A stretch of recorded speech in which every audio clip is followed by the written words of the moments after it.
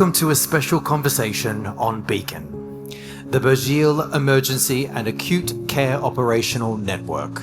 In this discussion, we will look at what Beacon means before a patient reaches the hospital, inside the emergency department, and across the wider care network. Joining me is Dr. Malcolm Borg, Dr. John Barrett, Dr. Nidal Shawish, and Dr. Tom French.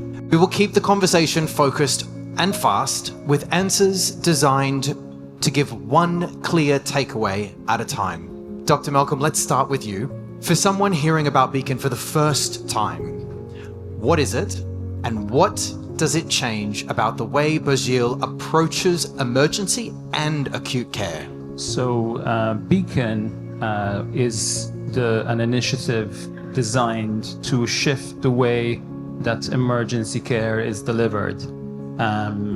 Normally, patients expect to go to one facility and receive one standard of care, go to another facility, receive a different one, even in the same group of hospitals, and or be transferred from one facility to another and start their care journey over and over. What Beacon is going to be doing is, first of all, ensuring that once we establish a clinical standard, that a Beacon facility offers the same clinical standard, the same patient experience as each other, no matter where the patient is.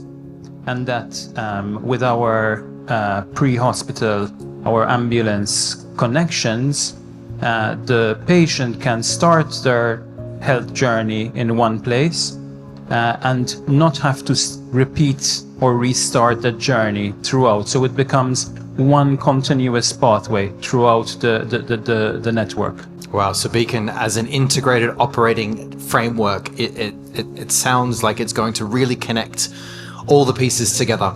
Let me move straight on to John, keeping the momentum. Dr. John, many emergency journeys begin before the patient reaches the hospital.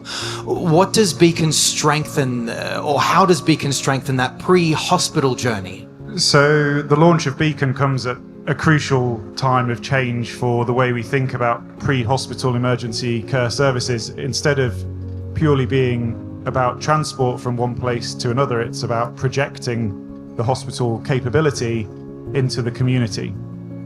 How that would look for a patient is that they may attend one of our urgent treatment centres, say complaining of chest pain. They'll be assessed by a physician who can speak to a specialist in the emergency department, and we will seamlessly integrate their transfer to the specialist centre that's most appropriate for their next step in their management, all the time following a common clinical pathway and optimising the time to get the definitive treatment that they need through the integrated pre-hospital pathway that Beacon provides.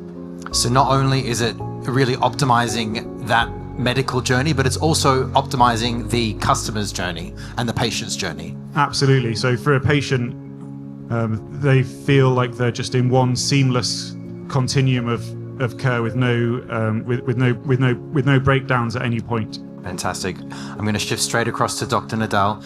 From the hospital perspective, so we've looked at it from a patient standpoint. Let's look at it from a hospital perspective. What difference does this kind of integration make once a patient arrives in the emergency department? Thank you. Well, once the patient will arrive to the emergency department, he will be faced with a complete network of services, as Beacon brings critical care, emergency medicine, diagnostics, all together in a 360-degree. This will smoothen the transition of care. This will help deliver quick and safe care. So instead of it being essentially separate departments, it's all working together in unison to make sure that it's a swift process for the patient. Straight on to you, Dr. Tom. Beacon is designed to use the strength of the wider network.